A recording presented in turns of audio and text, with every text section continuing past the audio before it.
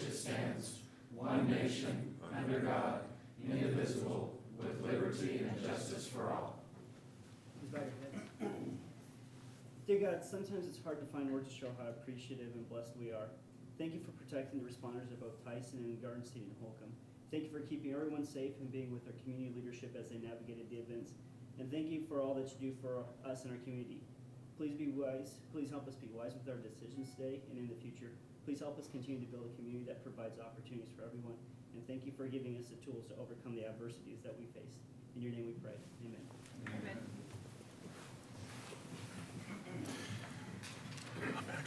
Okay, is there any additions or corrections to the August 6th minutes?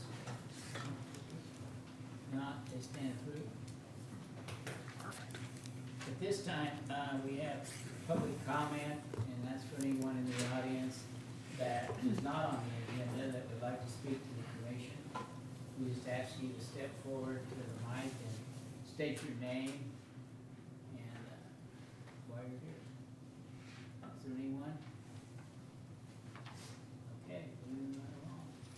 Mayor and Commissioners, item 6A, the governing body is asked to consider and approve a request from Bible Christian Church for a waiver to the parking requirements on September 1st at 1404 East Mary Street to hold an outdoor worship service with food trucks. And I believe Chad's here, if you've got any questions of him or plans for their event. We'd love to hear a little bit about your events. Yeah, appreciate the time.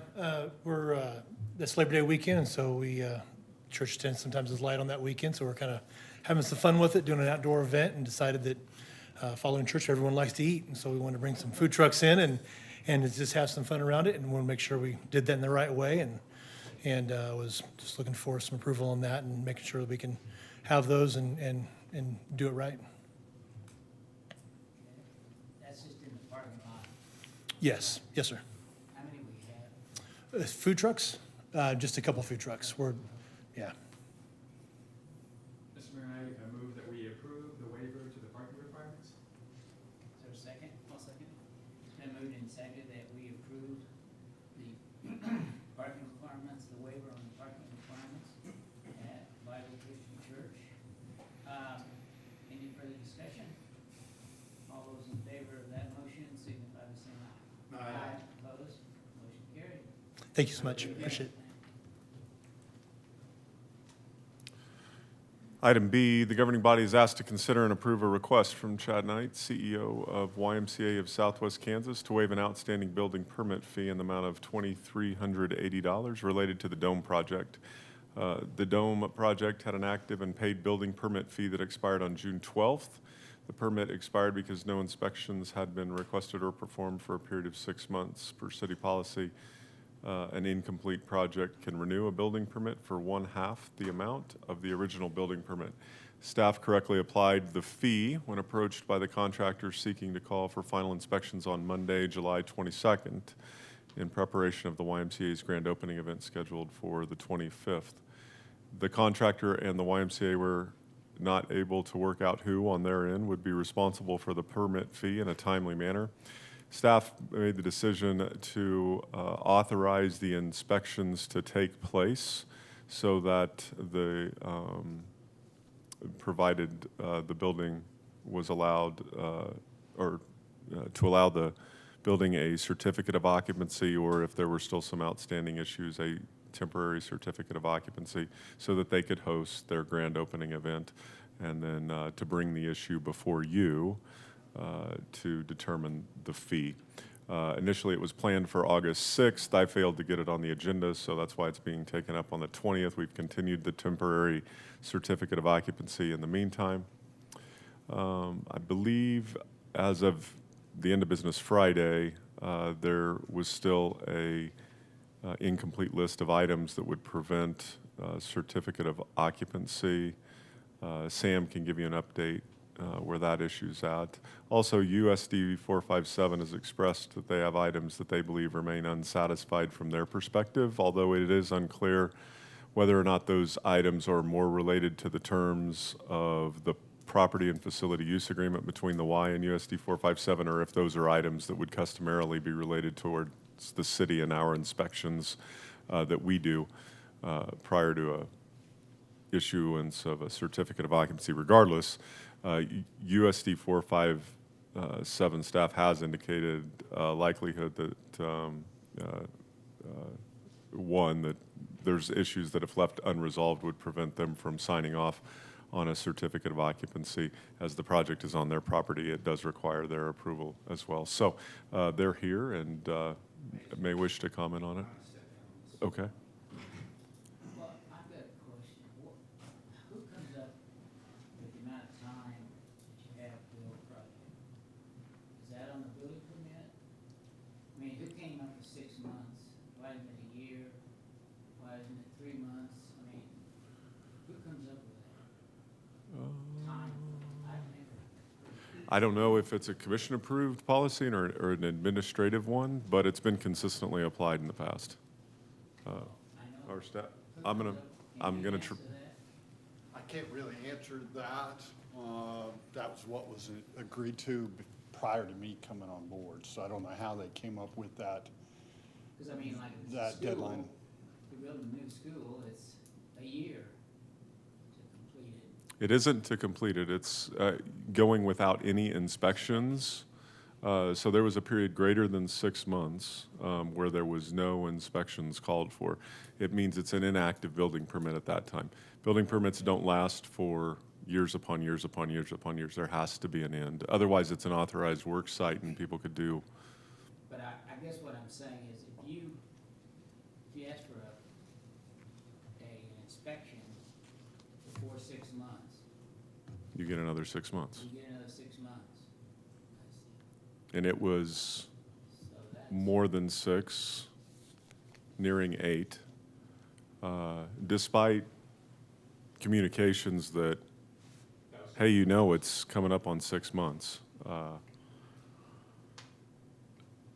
don't, who's. Because we had two, huh? Contractor would be the one. Normally, the contractor would be the one. Normally, the contractor would be the one we would agree, but there's no requirement that it is the contractor. It's just very customary that it would be the contractor that would pay attention to when their building permit would expire. And I don't know if, and I know, Jeff, you would be able to answer the question, was there a new contractor in place during that time, or was this a time when there was still the issue with the other contractor? Chad Knight, CEO, YMCA Southwest Kansas. All this is kind of new to me. I mean, when I got the call from Mark Lee, we didn't change contractors with Mark Lee. Mark Lee is a general contractor that pulled the permit. From talking with Mark, every 6 months he has to call to do an inspection, and if he doesn't call, if he doesn't get it done, they just re-up the permit for another 6 months. Well, it lapsed on June 12th because Mark's work was essentially done probably April, May already. All he was waiting on was a floor and the equipment on the inside. And that was done middle of June with everything. But when Mark called to get the final inspection in July to set up before their grand opening, he told me they're charging us another $23.80. He goes, I'm submitting you a change order. I said, whoa, whoa, whoa. What do you mean a change order? We've already paid this permit. I'm not paying this permit over again.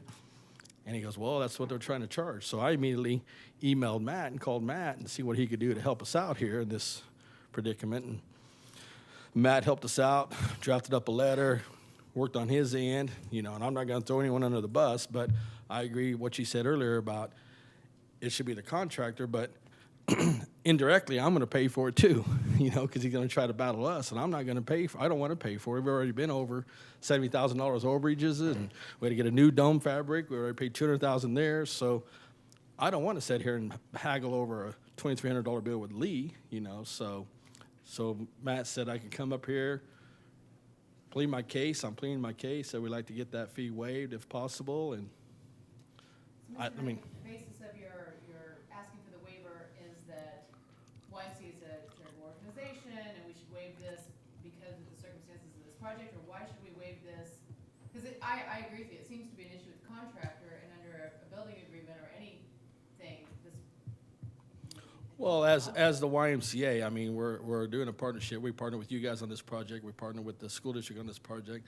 It's a joint project. We are a charitable organization. You know, we struggle month to month, cash flow all the time, you know, for both of our branches. And this is something else that I'm just seeing if we can get this fee waived so we don't have to worry about finagling that with the, So on the basis of the mission of the Y. I think my concern as I read this was precedent. Not that you don't have a valid circumstance, not that you don't have a valid project, but there are so many similar organizations that would. And is this then just a way for a contractor to not fulfill their no, I mean, this is not a new process for Mr. Lee, while it is a process for you, it's not a new process. And for them to say, well, sorry, we forgot, hey, can you go ask the commission to waive this fee? No, And I want- I guess that's my problem, but I wanna make sure I'm understanding all the pieces. well, I don't want, Lee didn't ask me to do it. I did it on my own, and once I found out there was a fee, because knowing all the other processes and all the constructions I've done in both these branches and both the branches in Dodge and Garden, that bill comes back to me indirectly with a change order, and we got to pay for it. And then I got to finagle over that. I just took it upon myself to ask Matt. You know, I said, "Hey, Matt, what can you do here?" So I'm an email called. We visited. He came through with a plan on what he can do for us to do a temporary, get our inspection passed, come to you guys, plead my case, and that's what I'm doing. I'm not coming on behalf of Lee. I'm coming on behalf of the Y. That I don't want to. Yeah. Are you operating now, so you're still under a building permit, an open building permit? Is that what you're operating under? 'Cause- I don't think we have a building hasn't permit been at all. final. You've got a building permit, and it's whether or not Yeah. yeah, I mean, if it remains unpaid, you won't have a building permit, but you have a building permit now and it's been extended. Yeah. There's been inspections, so you've got 6 months to finish. What you don't have is a final certificate of occupancy. If there isn't resolution either from the commission and a forgiveness of what's owed and a willingness to take that on as a public expense, or being satisfied by someone on the project side of things, then the building permit would be revoked. And we're operating under a temporary certificate of occupancy until today. Right, until today.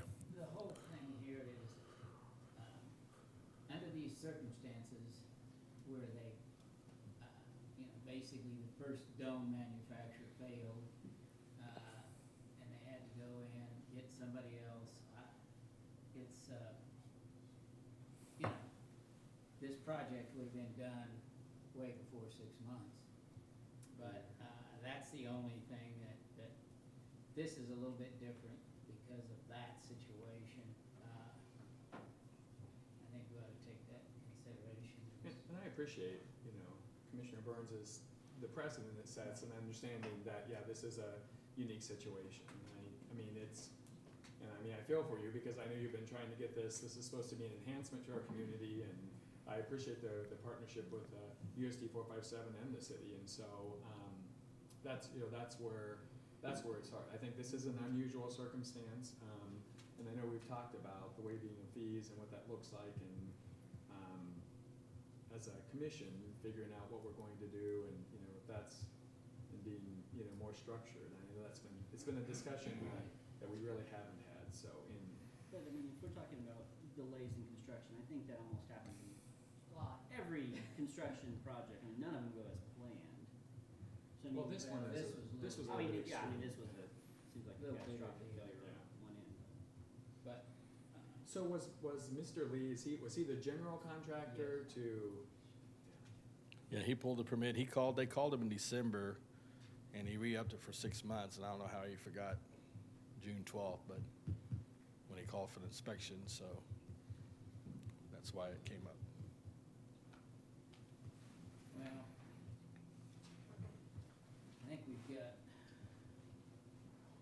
we can waive the fee or we can adjust it, is another option, I guess, but, What is your discussion been with Mr. Lee about your position in having to pay this? Because as the contractor, really, you can submit a fee, but if it's not justified. Well, I because was you're I was in their office today talking with Gail and Mark both, and I told them I'm not paying for it, guys. So it's either going to come out of your pocket if they don't waive it, or we're going to have a fight on our hands. So that's what it boiled down to. And they didn't pretty much say anything. They just said okay. So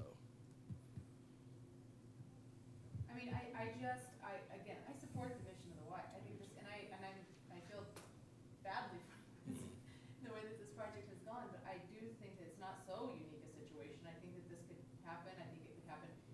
And when we look at the organizations, whether it be a church, whether it be another nonprofit organization, who are going to be doing projects, it's almost just a loophole for to say, well, we're the contractor for this project, we forgot to meet this deadline, we forgot to, and it just kind of sets us up to waive everything, which would be justified. If we do this, then we should justifiably waive it for other organizations, to be fair, or revisit that fee structure for different types of organizations.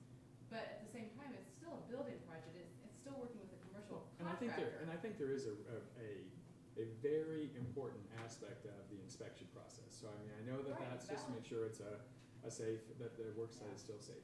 Yeah, I mean, I'm really torn between this being a charitable organization and all of the issues they've had with the dome. I mean, and I know that, and I know the partnership, and so really is it just trading money around? And I'm also very aware that the staff is doing their best to follow the things that, the ordinances and the things that we've put in place. And so, I mean, there's my two struggles, these competing values, and I'm not sure which. I mean, if it was you paying this and then I thought that that's a little bit different, but I mean, it's knowing. It's unfortunate It is, it's a struggle. Mark isn't here, Monday, but, Well, he had a heart catheter put in yesterday, so. oh, he did? Oh. But he was at the office when I went there today. I don't know why Give he's him an so, excuse then. yeah, I don't know. I make a motion at this time that we do not waive the fee. Is there a second? I'll second. Okay, it's been moved and seconded that we do not waive the fee. Is there any further discussion? All those in favor of that motion signify by saying aye. Aye. Opposed? Nay.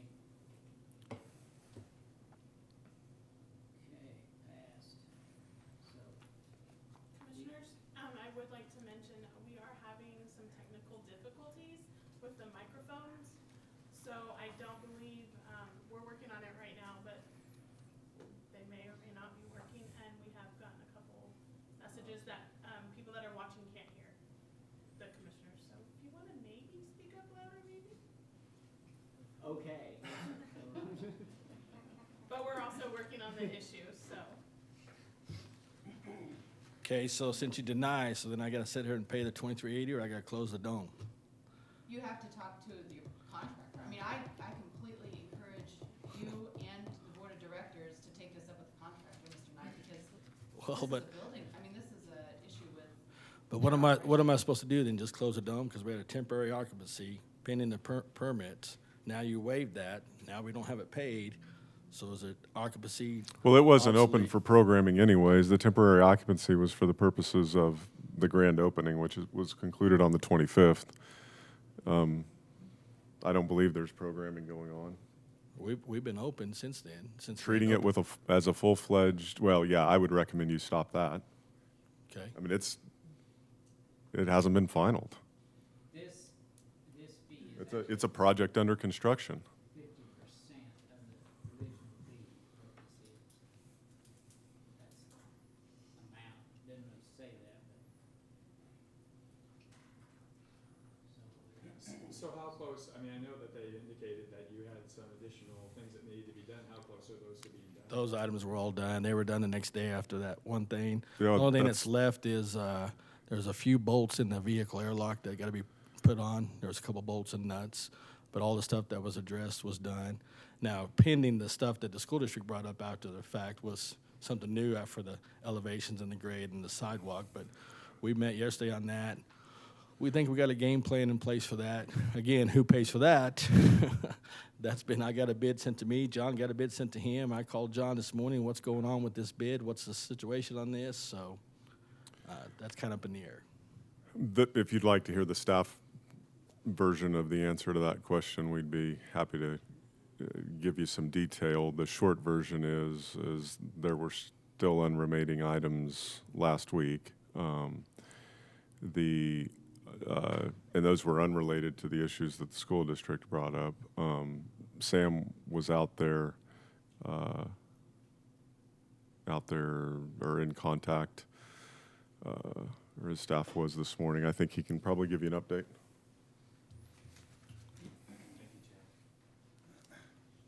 The last inspection that we did from the city was mainly on the building. We did not inspect the behind the building because we were still waiting on a plan sheet. We did receive that. So that is some of the areas that we're talking with Chad now, which would be the sidewalks and the swells that are behind there to control the drainage. So that part of it we did not inspect the last time. Now, Gary, since then, we went out, I believe yesterday, to inspect that, and so there was some areas that needed to be improved or corrected. And so then that will enable the full use, once those are corrected, then the school district will be able to use it, and also the YMCA will be able to do the programming.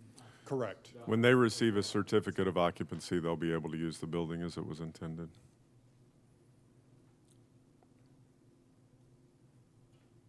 Good, thank you.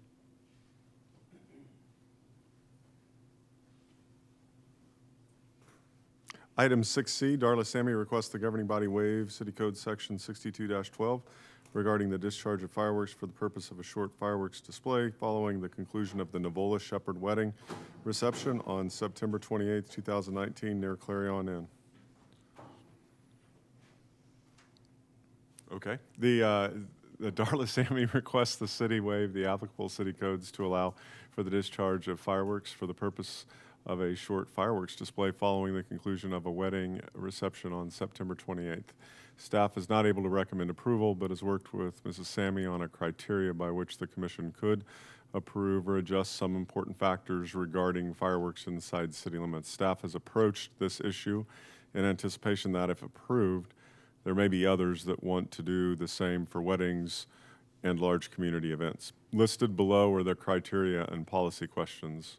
First of all, time of day and duration.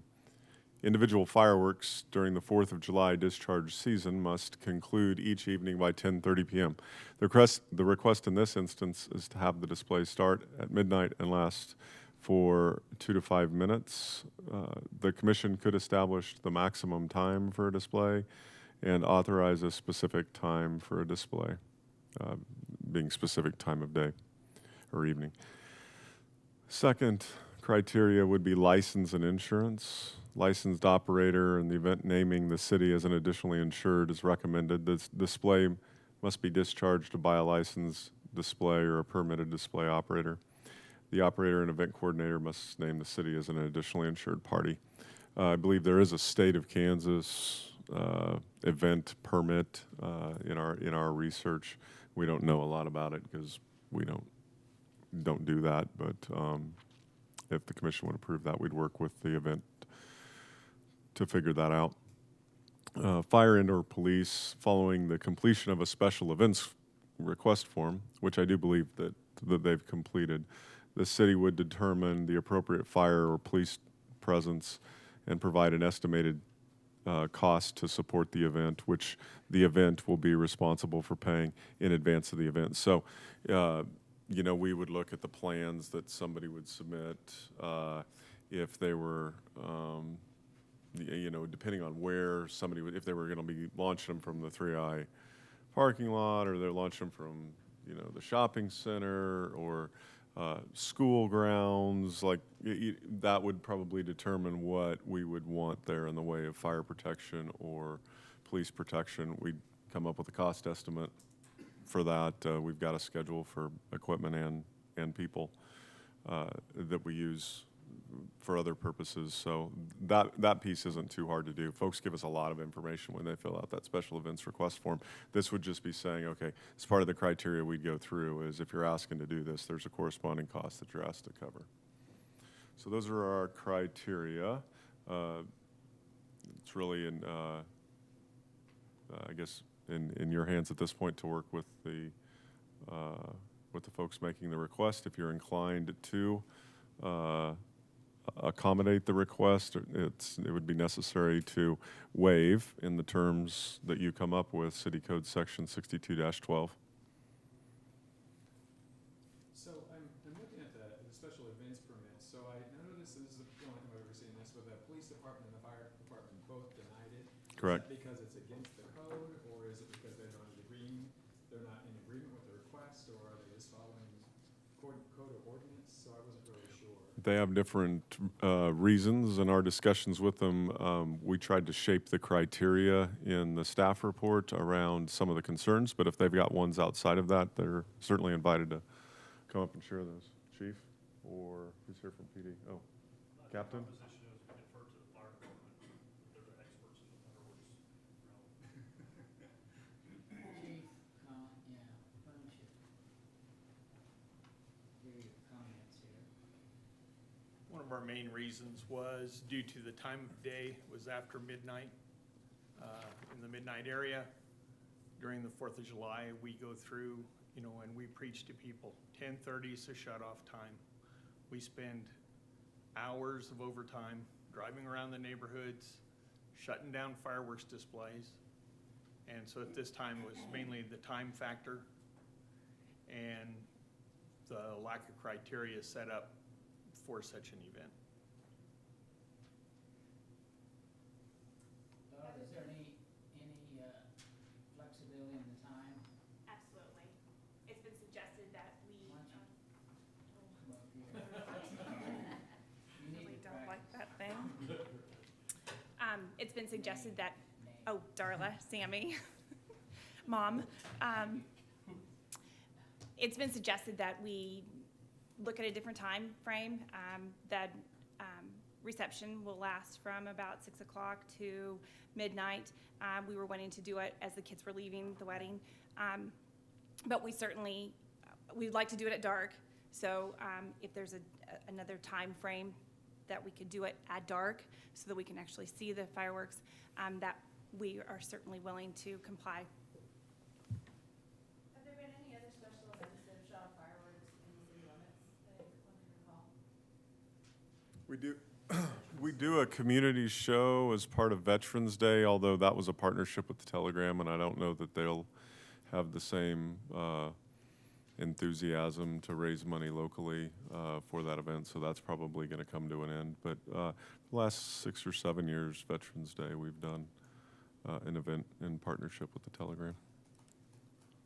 My concern, I think everybody would love to have fireworks at their wedding, but been in lots of weddings where there have not been fireworks. One isolated show of 2 to 5 minutes, one time in the summer is probably fine. People could tolerate that. But again, it goes back to the precedent. We do one, we have to do one for everybody, and maybe the Boy Scouts that want to shoot their fireworks off, and this church that wants to shoot their fireworks off, and all of a sudden we have 5 fireworks shows a week. And while some of that's going to be mediated by cost, and people can't always afford that, at the same time, we've now opened up that can of worms where we know we struggle so much with the fireworks issue. We've already asked this community around the 4th of July to put up with a lot. And so I struggle with opening that can of worms again. While I understand that it would be a very nice touch for this wedding, but at the same time, I don't think it's essential. And I think that it's going to cause a lot of bigger problems down the way, and certainly concern from the community. But that's my opinion. I mean, I appreciate on the proposal that you have 3 additional off-duty firefighters to assist, and I appreciate the safety issues that you've gone to. The time frame is, I agree with the chief that 10:30, even if we ask them 10:30, we'd like to be consistent. And I hear tons about fireworks because of all animals and all those. Yeah, I think the only reason this is a little different is 5 minutes. yeah, I that's. mean, it's not like it's going to last. And actually, we talked about 5 minutes, but It goes really quick. we're working on, with a Revolt Fireworks company that is preparing for a 3-minute show as compared to a 5 to 15-minute show. And it's, And we actually have some video if you would like to see the fireworks that would be there. There's still a Class C firework, there's still a consumer grade firework. Sorry. My name's State your name. My name's Marilyn Porter, sorry. The fireworks that we're discussing are still a Class C. They're not a Class B firework as far as professional grade. So while these still travel 75 feet in the air and they do have a loud burst, they're not as enumerated as you would have with the professional grade fireworks. So, and we did, Do you have a video? yeah. Let's see that. There's 3 videos, and so I'm gonna play each one of them individually.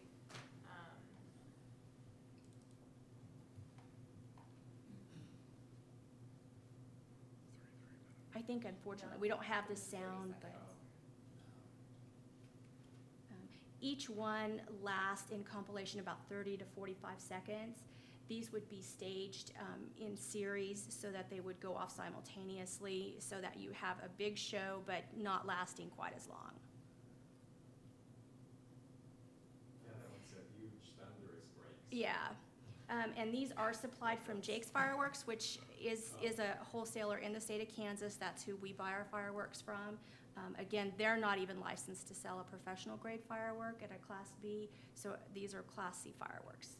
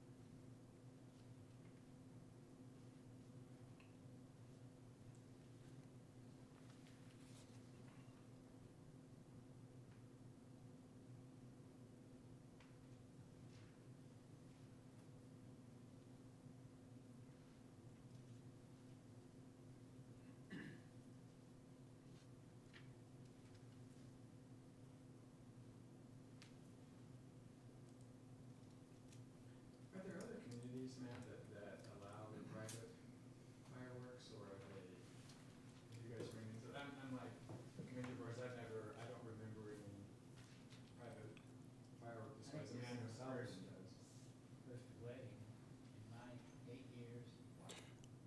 Commissioner's question, is there other communities, any other community? Yes. I mean, I've seen fireworks go off Do they in, have an ordinance, or do they have a form that you follow, or a permit? I don't know that. Yeah. But it's not uncommon to see. Granted, I don't know that in towns 30,000, I can say that I've seen it, but I've certainly seen fireworks go off in communities outside of the 4th of July and larger communities. Display for baseball games and things of that nature.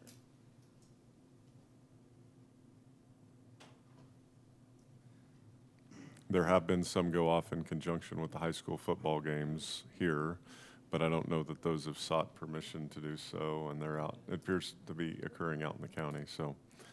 I'll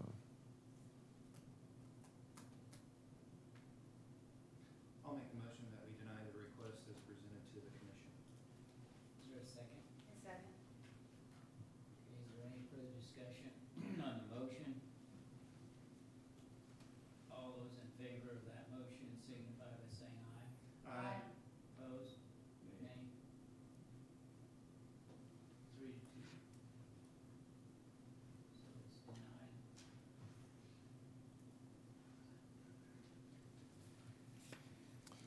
Item 7A, the city manager's office welcomes new city manager intern Sophia Hernandez to the staff, and also congratulates Jared Smith on his recent promotion to management analyst. Congratulations, Jared, and welcome, Sophia. She's sitting up here.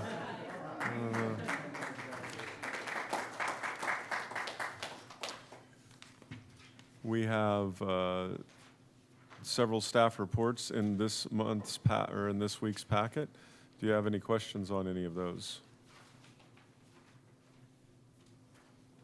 You know, with it being so hot as it is, I mean, how much are we running Jameson? A lot more than normal. Oh, hello. Yeah. We're up and running now. We're up and running. I hear myself. And then I saw the other day, I guess I was driving up campus and I saw them taking apart looked like they were taking apart the substation at campus and on campus there. So I was wondering, where are we at with well, I guess two-part question. One, are we running Jameson more? Sure. Two, where are we at with the agreement because I noticed The them- asset purchase The asset agreement, purchase yeah. agreement, because I noticed them tearing apart, or not tearing, taking apart the substation. So Sure. just kind of wondering where we're at on that. Appreciate the question, and I think Mike's prepared to answer those both. Good afternoon, Mayor and Commissioners. The first answer to your first question, Jameson Energy Center, I keep a running list of what we run and what we don't run. In June, we ran 4 days. This is per the Southwest Power Pool's request. We have not run it for our own benefit this summer yet. There's been no need to do that. So we ran it 4 days in June, we've ran it 6 days in July, and so far we've ran it 5 days in August. What that comes up to is about 1,050 megawatt hours we've generated during that time. I can't give you a absolute cost of how much it cost us, how much we made, because each one of those hours is a different dollar value, and SPP typically don't send those out for about 45 days after the fact. But I'll get that information for you on the costs and be happy to bring it to you. We're actually running today. We ran yesterday and today. There was a time, though, I'll mention this real quick, that typically the cost in our area ranges from as low as $2 to as high as $45 a megawatt hour. There was a period 2 weeks ago where something occurred and it spiked at $1,200 per megawatt hour. And luckily we had protection in place, so we were not subject to that high cost. But had you not had that, it's very expensive. That's what happened when the big blackout in California occurred several years ago, and the prices just skyrocketed out of whack. And then just real quick too, in Texas, the last 3 days, they've gone into an emergency situation where they've required additional generation because of the heat. They're in a different group than we are in it. We're in SPP, they're in ERCOT. They're in their own little world down there, if you will. Not, I don't mean that about Texas, but it is what it is, so they're their own thing. With the substation, yes, that substation up there by campus in the ditch is being decommissioned. On the 22nd, we'll have a crane in there. We'll actually be removing the last big piece of equipment. The fence will come down. We'll be taking out the gravel and cleaning the ground up. And then we're working with Public Works and Matt on what we want to do there eventually, if put grass in or maybe a little parking lot or whatever the case is for that. That load's been transferred to another substation, and then the conversion from converting it from the 4160 to a higher voltage is done in that area. Can you reuse that equipment? Yeah, So we're taking it to the yard, to the shop, and we have 2 large substation transformers like that we're gonna have inspected and some minor stuff done to it. Then they'll be ready to put back into use somewhere in the system. And then I do have The agreement? long list of that if you'd like me to go through, or if you just want a quick where we at type thing. I'll skip through some of this. Maybe kind of where we're at, and then if we have any questions, maybe. Okay. But we started the initial AQ request back in 2017 with the Southwest Power Pool for Garden City to have access to the transmission system. That process was approved. We moved forward. We met with Sunflower back in September of 2017. We continued to evaluate different options that we had to make that happen. And then in June of 2018, July of 2018, Wheaton Electric made a proposal to us that they would sell us some of their facilities, and we would not have to build the things that we had planned to build. So we, the commission, you guys authorized us to move forward and negotiate, talk with Wheatland on that. We put our AQ request with SPP on hold. It's still on hold, it's just in park right there. We've since worked with Wheatland and Sunflower on moving forward. You guys approved the MOU. We're working on the asset purchase agreement. We have a meeting on this Thursday to talk about what do we got to do to get this moving quicker. In talking with our bond counsel and Melinda and everyone involved, now is the time. The municipal bonds are at a 50-year low as far as interest rates, and we want to be able to take advantage of that. So we're pushing, let's get this thing done so we can get it to you guys for consideration for approval. My hope is that we'll have something here before the 17th of September. Maybe sooner, but it's taken us 2 years to get where we're at today, so I'm not real optimistic that we'll have it by September, but that's my hope. Very Okay. good. Thank you. Yeah. Thank you. Thanks, Mike. You have meetings of note listed there.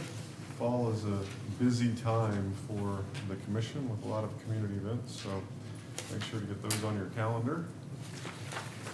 Might mention there's a city forum, city commission forum on the 15th of October. Invite everybody to come to that at 6 p.m.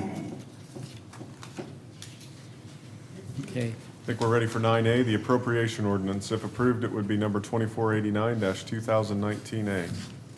I move that we approve appropriation ordinance number 2489, 2019A. Is there a second? I second. It's been moved and seconded that we approve appropriation ordinance 2489-2019A. Any further discussion? All those in favor signify by saying aye. Aye. Opposed? Motion carried. 10A, pursuant to the city's financial management guidelines, the governing body is asked to review and approve the following resolution declaring a financial emergency does not exist for the city of Garden City, Kansas. If approved, it would be Resolution 2822 dash, you get that on that item for me, 2019. please? Dash 2019. So the Tyson Fresh Meats Plant Fire has certainly been well covered. As we looked through our financial management guidelines, specifically responding to a financial emergency Monday morning as a staff, we read that.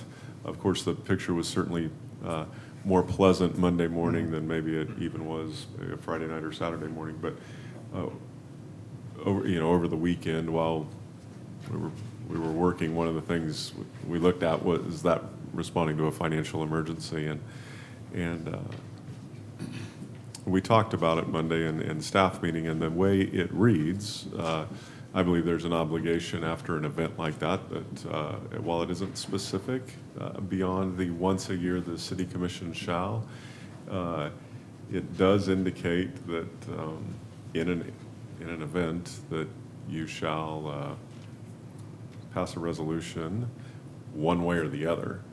And I think a reasonable person would say this might have been one of those qualifying events. And so I think going through and evaluating the criteria in our financial management guideline against the events of the last couple weeks, to be able to say, okay, does a financial emergency exist, seemed prudent. Certainly our belief that one does not exist. I will say that as a staff and as a senior staff, we've gone through the exercise. So if you look at your financial management guideline, there's like a 5-point test, and I think you only have to trigger one of those. But then there's an action plan that subsequently follows how you would respond.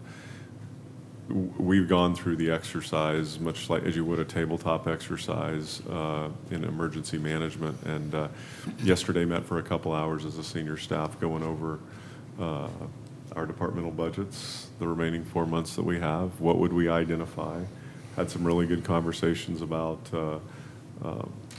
what does our policy include now that we've looked at it through a different lens. What's our policy include? What's our policy not include that maybe it should? And so there might be some things we bring back to you based on that analysis.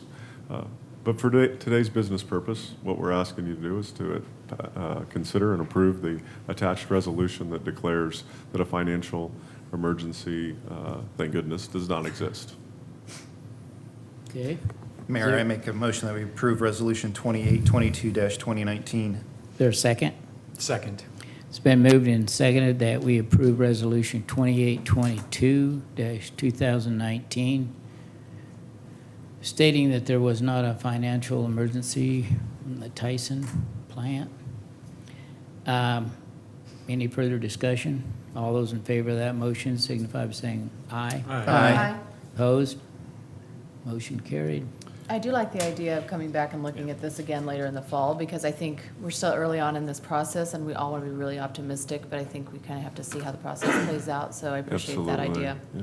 Yeah, and I was gonna say, I appreciate the thoughtfulness you put into this issue, and not planning on any financial emergency, but knowing that as a city, if that does happen, that we wanna make sure that we are prepared in order to protect not only the citizens of our community, but also the businesses. So I do appreciate a lot of the things that you guys looked at. There are things that I would not have thought of. And so I think being prudent in that sense that, hey, let's really use this exercise or this opportunity to really think through if something would happen, so. I appreciate that. Thank you We'll for the certainly staff. share that with the management team because they were the ones that did the work. I just hosted the meeting, Some good more or stuff, less. yeah. But Yeah. It's good, it's a good outline for anyone, really, so. thank you. Item 12A, the governing body is asked to consider and approve task order number 10 between the City of Garden City and HNTB for the update to the Stormwater Pollution Prevention Plan and the Spill Prevention Control and Countermeasures Plan for the City of Garden City Regional Airport. The project cost is $33,892 and is 100% city funds. Rochelle? Good afternoon. So the plan was originally created in 2006, and over the years it has been modified, the best of my abilities to modify these plans, more with updates of business names and changes. However, I am not fluent in the requirements for these, the statutory federal requirements. So under our contract with HNTB, their master agreement for services, we've contacted them and we've kind of exceeded that recommended 10-year renewal for the plans. So we're looking to renew those completely with all new information, update the regulations, which will include identifying new businesses that have came in or business changes, and our infrastructure has changed. We have a new taxiway that kind of alters the flow of some of our stormwater. So updating all that information is included in both of these plans, and then we will take that information and update our training that we do with our employees as well as our tenants. I make the motion that we approve task order number 10 between the City of Garden City and HNTB. I second. Okay, it's been moved and seconded that we approve the task order 10 between the City of Garden City and HNTB for a total cost of $33,892. Any further discussion? All those in favor signify by saying aye. Aye. Opposed? Motion carried. Thank you. Okay.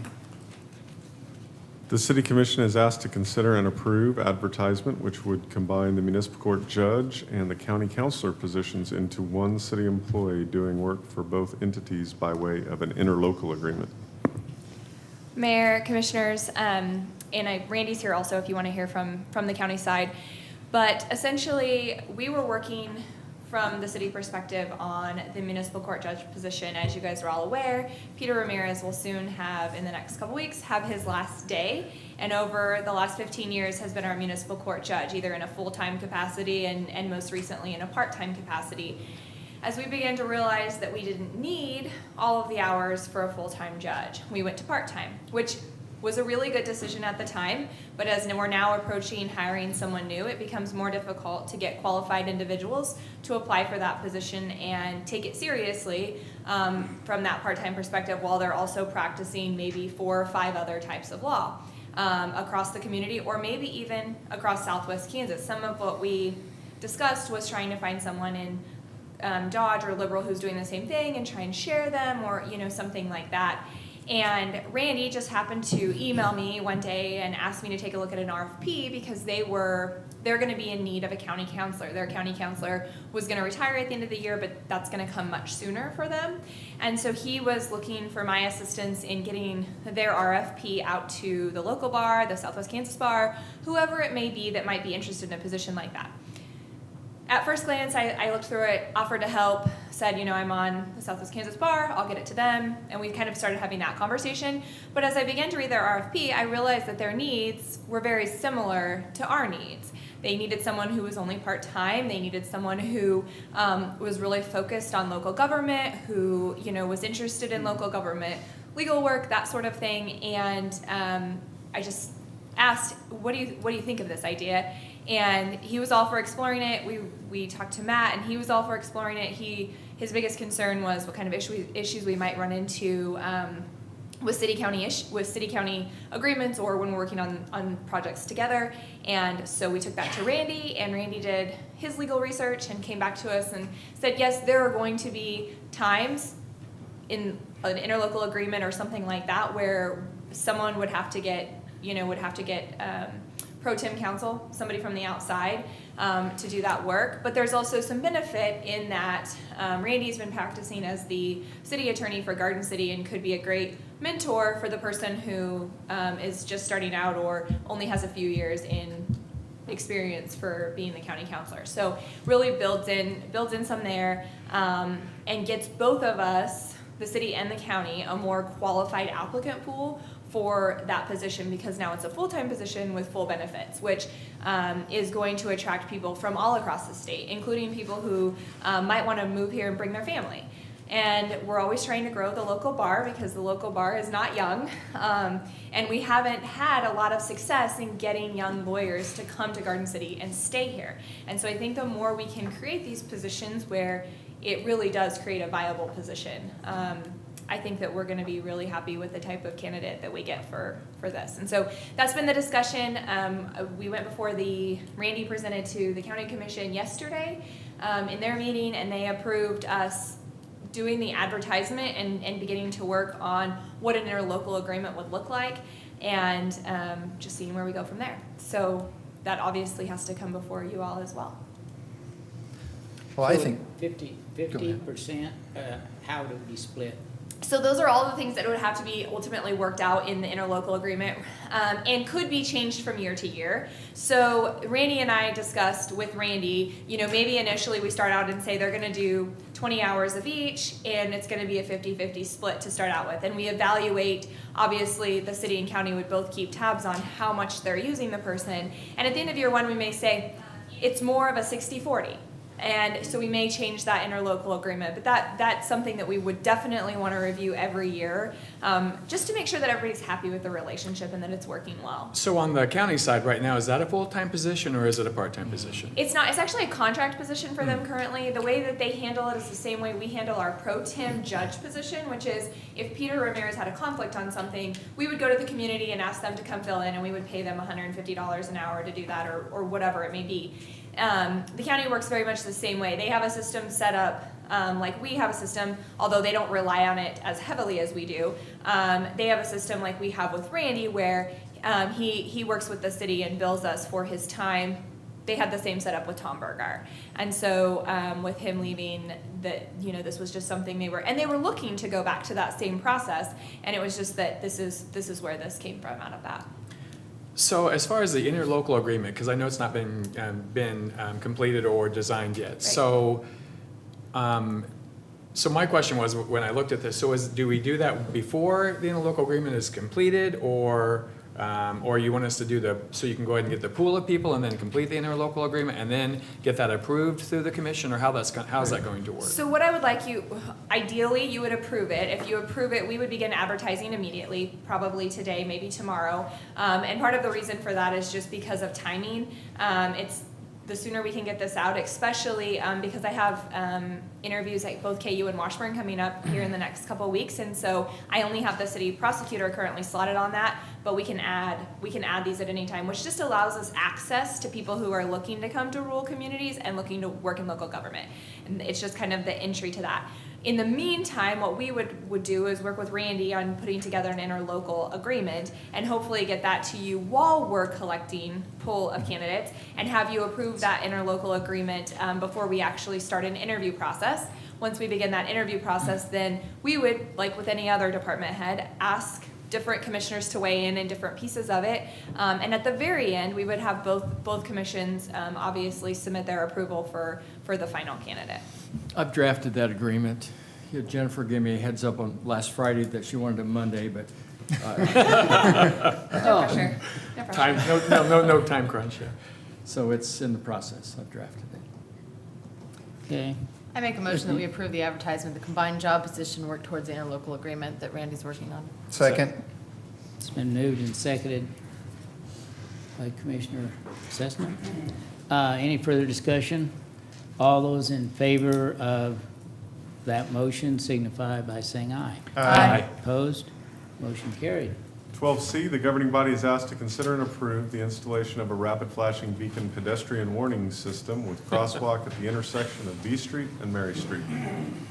Good afternoon, Mayor and Commissioners. In front of you, Kendall Carswell and 3 members of the Muslim community stated their issues with tenants from the apartment complex crossing Mary Street at B Street to attend mosque.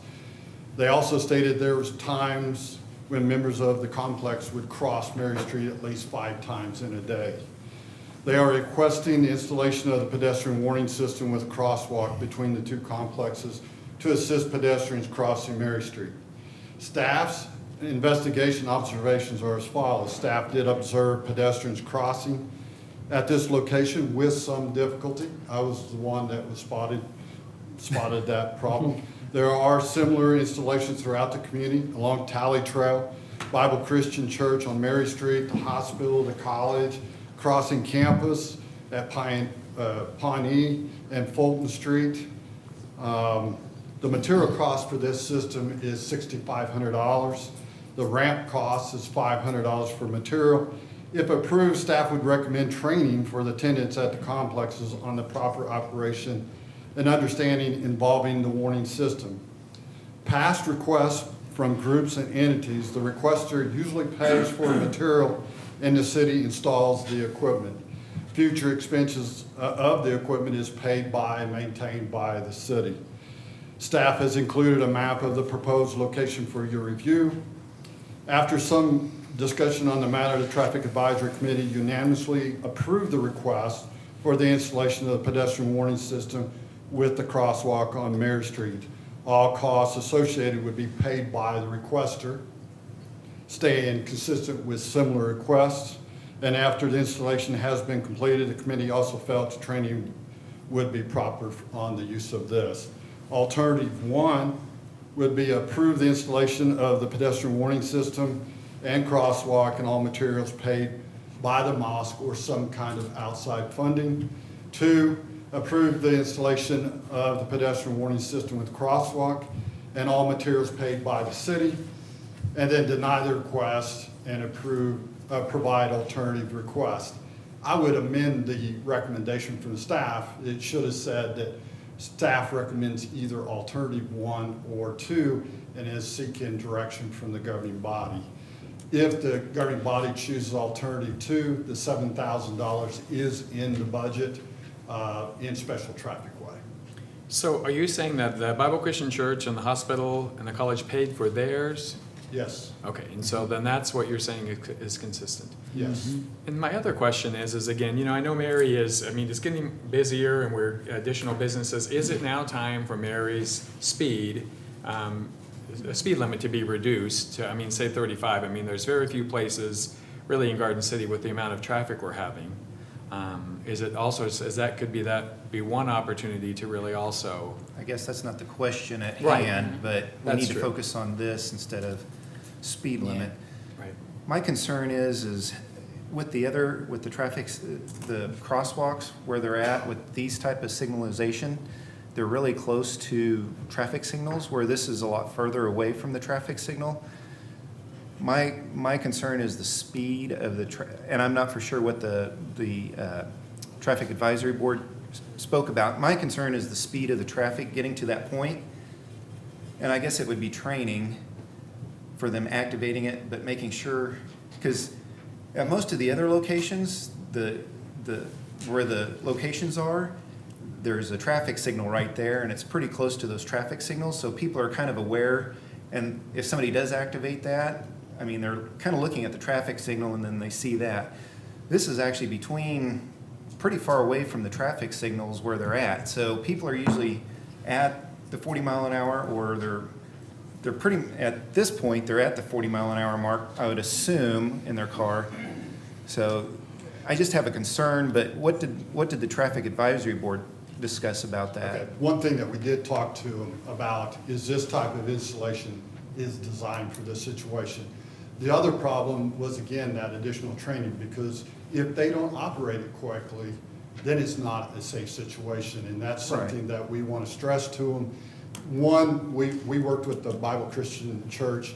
They platoon, they bunch everybody up, and they cross at one time. If you constantly push the button, it's constantly signalizing, then you're going to lose the effect, and it could create an issue with the motorists not paying attention, and then we could get somebody hurt. So there is an issue with that, and the speed is 40 miles an hour, so this is a stretch that was a concern for our. Well, so what I'm curious about, so you know, at Main Street, if I remember, that's where the school district has their crossing guard. And so I was, so this one's on B Street rather than on Main Street. Is there a reason that you did that? And with the school then, you request the school to use this, or? No, this is strictly for their use. It's crossing their tenants from one side to the other. The mosque is on the south side of the road. A lot of their tenants live on the north side of the road, and they cross at this location.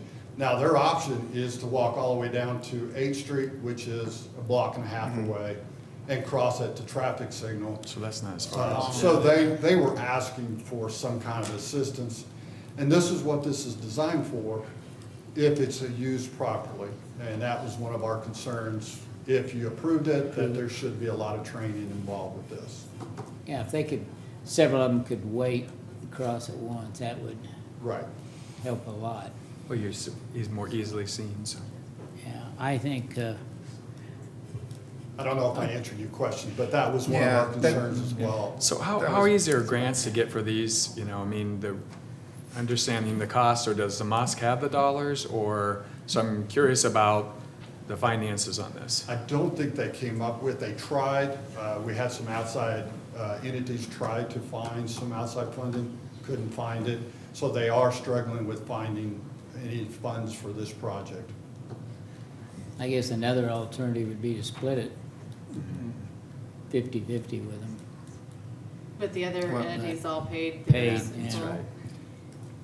I mean, it's, people have to raise money for things. I mean, I think it's a worthy thing, and I think of the analysis by the Wilson architect, or the Wilson engineer later on, that talks about this as being the best suited for this area, and I think it's probably worth the money, so hopefully something.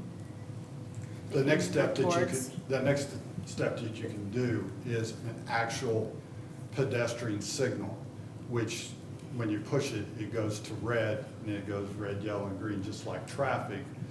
But again, you have to be careful that you catch traffic unaware, and they end up running the red light, and a pedestrian feels like they're safe to cross, and actually there's a car there, so.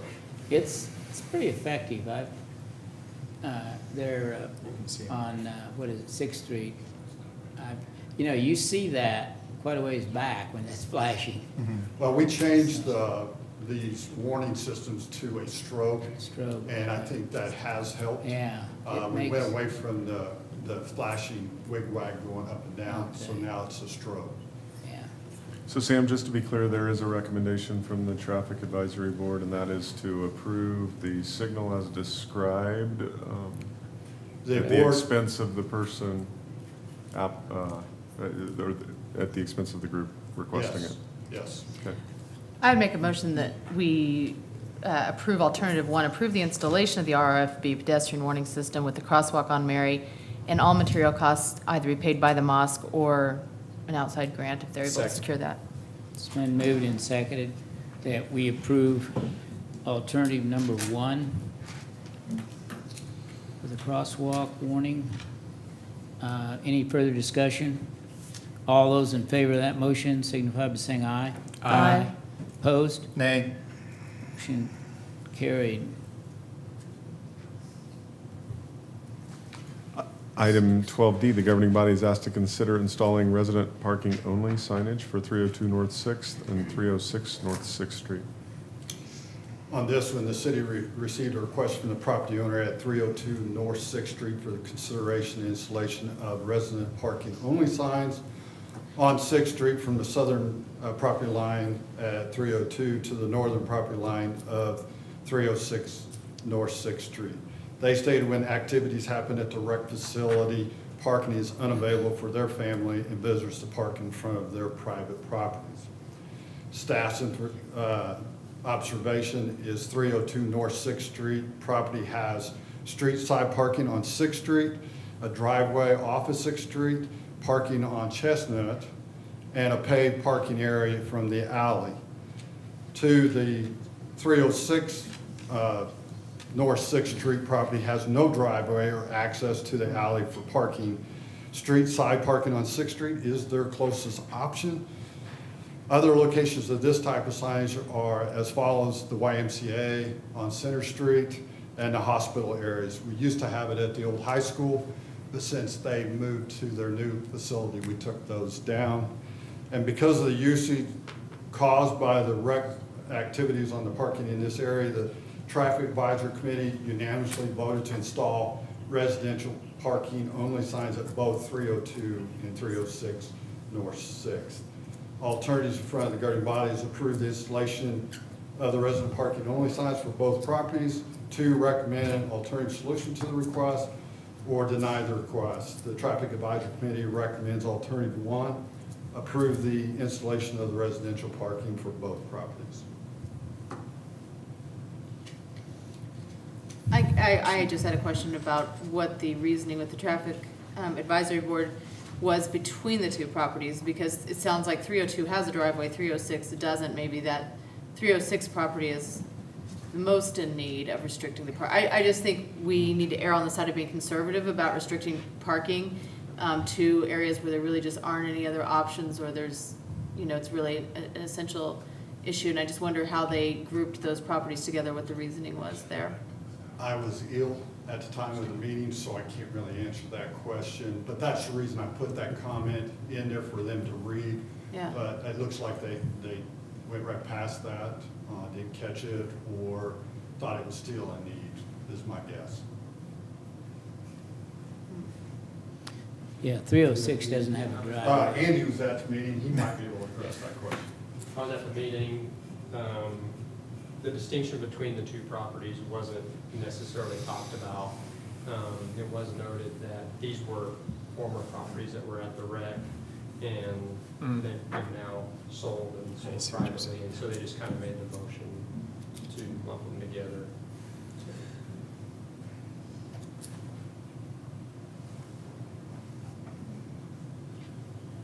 Okay, any other discussion?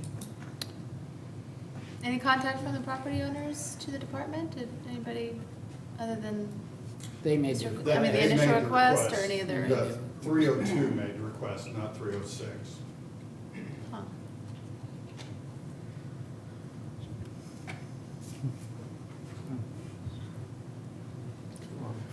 I'll make a motion that we approve the installation of the resident parking only signs for the properties as recommended by the advisory board. Is there a second? Second. It's been moved and seconded that we approve alternative number 1, which would be to install resident parking only for 302 and 306 North 6th. I have a question. Who, is one of the properties on the corner? Yes. Who owns that property? I can't give you that name, but that was the Spill, individual that made the request. Okay.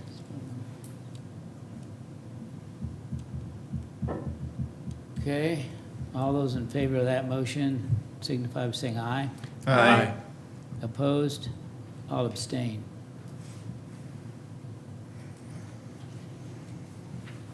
Okay.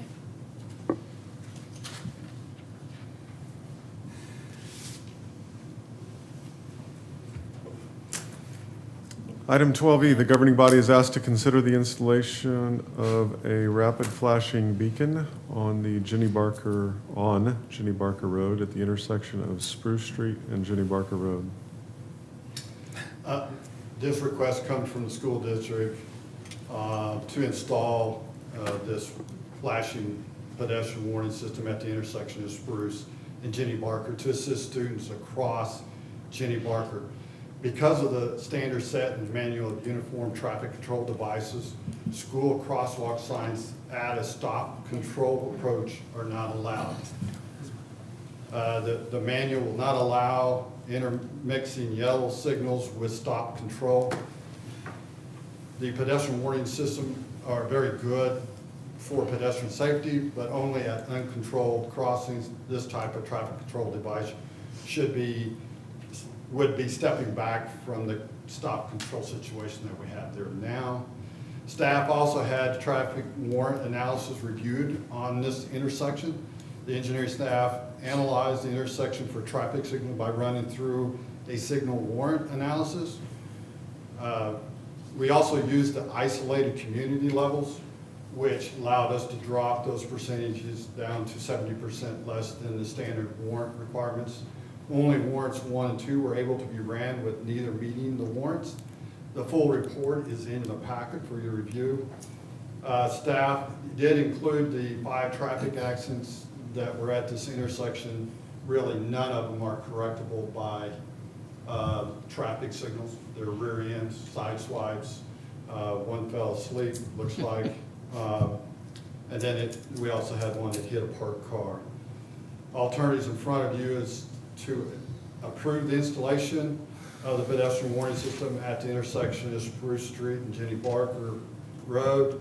2 would be deny the request following the standards set in the Manual of Uniform Traffic Control Devices and continue monitoring this intersection for future traffic control devices.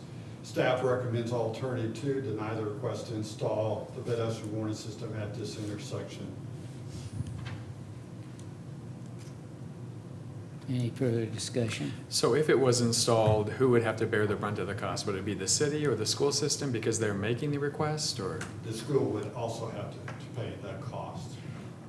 That would be their recommendation. Do they have a number of students who cross here, a number of pedestrians are using this, or? So when we did the analysis, it was in the summertime, so we did not have the students.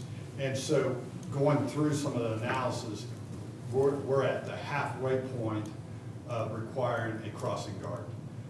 We will do a pedestrian count to see if the second half reaches, but if you use the standard set for crossing guards, they're halfway there with this intersection. So we're going to do the pedestrian counts at a later date and see if they meet that warrant and give that to the school district. And I know there is a crossing guard at that intersection. I know that we've had one, but there is one there this year. Yeah. So. But at a stop situation, that's a better situation than having an uncontrolled, and that's the reason you have those beacon lights. They have to come to a stop, and it's a better situation for pedestrians. So that's the reason you don't intermingle the lights with the stop sign.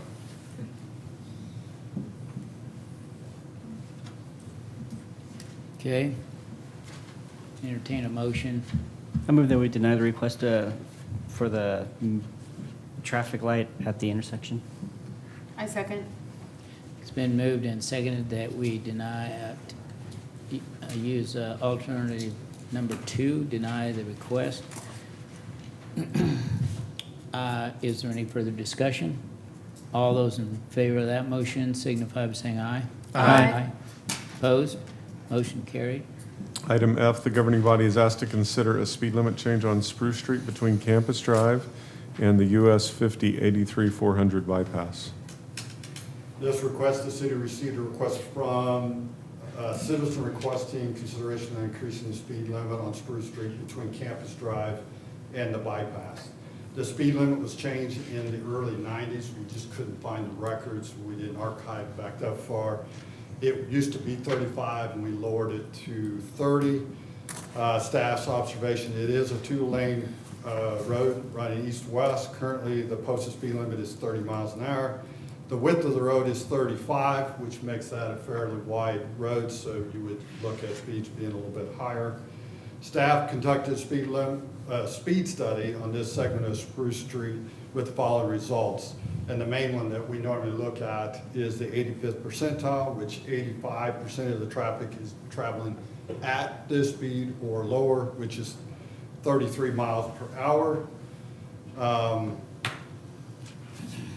The Traffic Advisory Committee voted 3-1 to increase the speed limit from 30 to 35. Staff would caution the committee and the governing body that when speed studies have been conducted, the 85th percentile is usually 2 to 3 miles per hour above the posted speed limit. Alternatives in front of the governing body is to approve increasing the posted speed limit from 30 to 35 on Spruce Street, or 2, make no change to the current speed limit. Recommendation from Traffic Advisory Committee is alternative 1, approve increasing the posted speed limit from 30 to 35. I would also add that we did not contact the property owners, we did not contact the school or the college, and that probably should have been done. So that was my fault. And is this part of the bypass is under construction? Is that correct? Not yet. Not yet. It starts in September. Yeah, I would move that we make no changes to the current speed limit. Is there a second? I second. It's been, any further discussion? Your motion is to accept alternative number 2. Number 2, yep. Make no change to the current speed.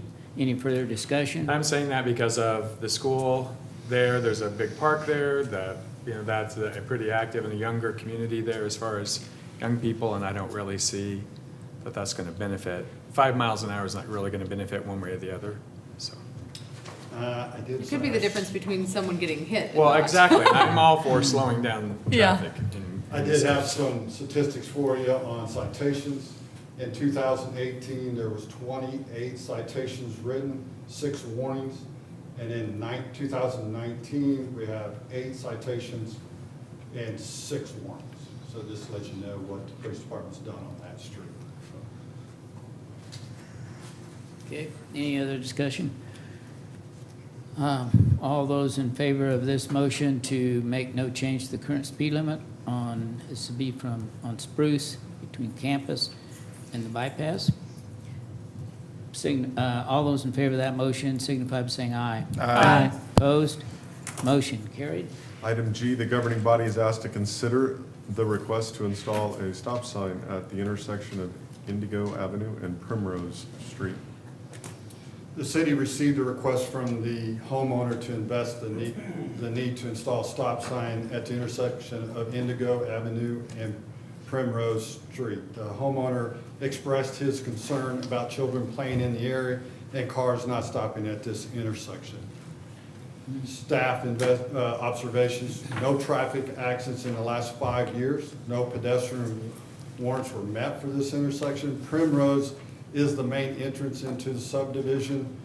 There's no sight distance issues. Indigo, however, is only 157 feet from the entrance into the subdivision. I also stated to the committee they should consider the reaction time of the driver from either direction involving the 157 feet for motors and pedestrian conflicts. It is a short distance. It is the main entrance, so I did want them to consider that as maybe something they should consider when they look at that stop sign. Staff has included a map of the proposed installation.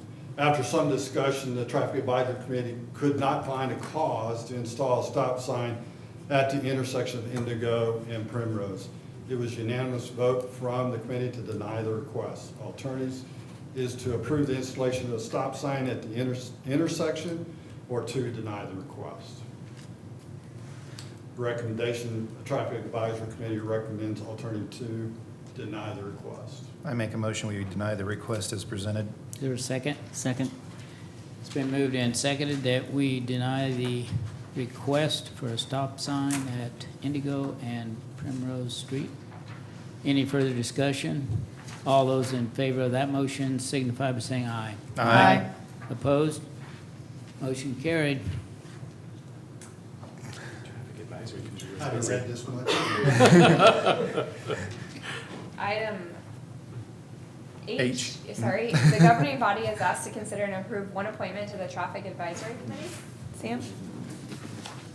The Traffic Advisory Committee has one vacant position still open.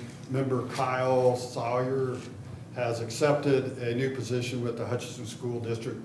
Therefore, he has submitted his resignation from the Traffic Advisory Committee effective May 2nd of 2019. Staff reached out to Mr. Charles Dillon, Director of Transportation for the USD 457 school. Mr. Dillon is interested in serving on the committee. An application is attached for your review. Mr. Dillon would fill the remaining term, which ends July 1, 2021. Alternatives to appoint Charles for the remainder of the 3 years. 2, appoint another applicant to the committee. Or 3, delay the appointment for more interest. One thing that we try to do on the committee is there's 2 entities that I like to be on that board. One is school district, 2 KDOT. They have an interest in traffic in the community, so I try to get somebody from both of those. And Charles has accepted, is interested in this. I make a motion to approve Charles Stillion on the Traffic Advisory Board. I second. It's been moved and seconded that we approve the appointment of Charles Stillen for the Traffic Board. Any further discussion? All those in favor of that motion signify by saying aye. Aye. Opposed? Motion carried. If there's no items to be removed from the consent agenda, the appropriate motion would be approval of 12I, 1 through 4, the consent agenda. I move that we approve consent agenda items 12I, 1 through 4. Second? It's been moved and seconded that we approve the consent agenda, items I, 1 through 4. Any further discussion? All those in favor of that motion signify by saying aye. Aye. Opposed? Motion carried. We're ready for commissioner reports. reports. Commissioner Dick. I'll try to be brief, but before I became city commissioner, before I worked for economic development, I would lay awake at night wondering what would happen if Tyson wanted to shut down. I mean, that's the biggest fear that I had for this community. And I mean, on Friday, we were really, it really could have been a serious issue. Glad to say that we have an amazing fire department. We have an amazing first responder staff. We have an amazing city group that responded very well across the whole board.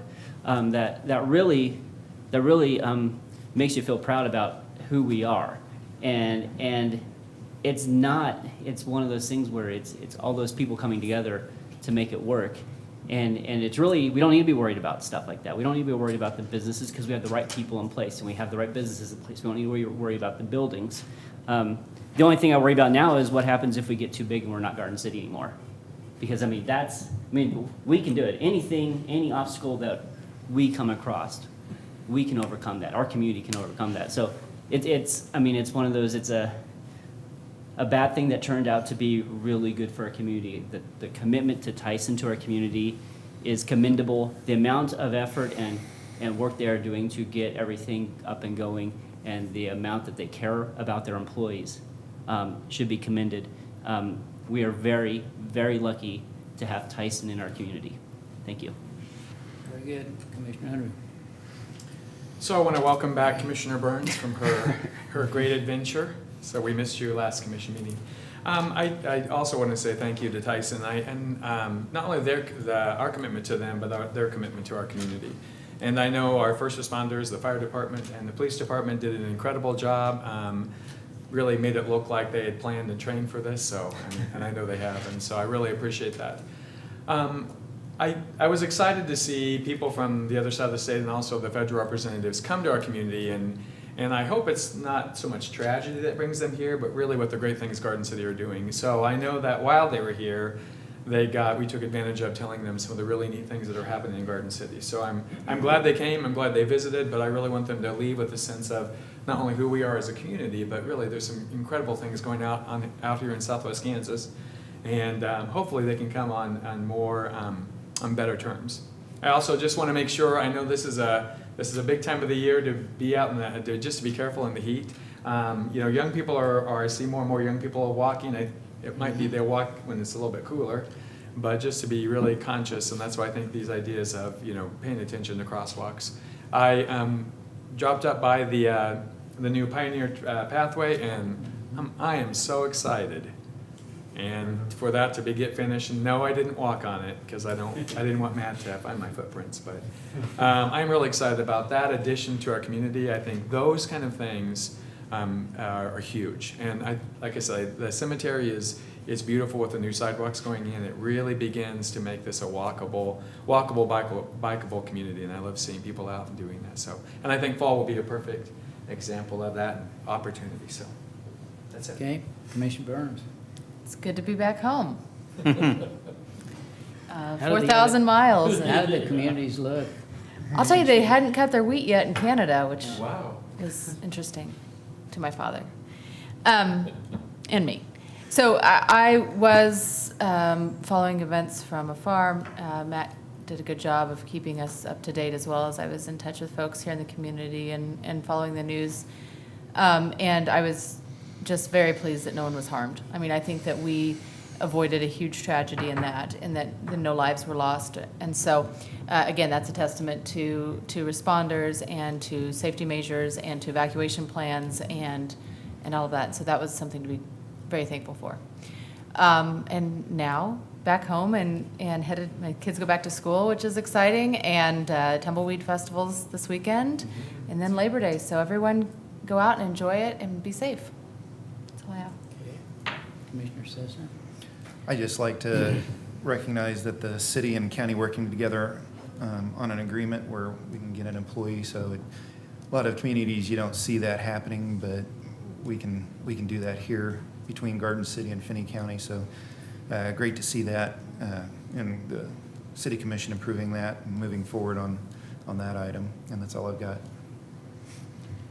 Okay, last Wednesday, I did attend a meeting out at the Heritage Inn, and the governor was there, the CEO of Tyson was there from Springfield, Arkansas, and some of their key people, and they basically just wanted to thank the community for everything we've done. The little badges and the signs that the economic development made up, they noticed and they appreciated that. So I think we made a pretty good impression, and they were very appreciative of that. And that's all I have. Anything else? Not, we are adjourned at 2:28. Thank you all. Thanks, everybody.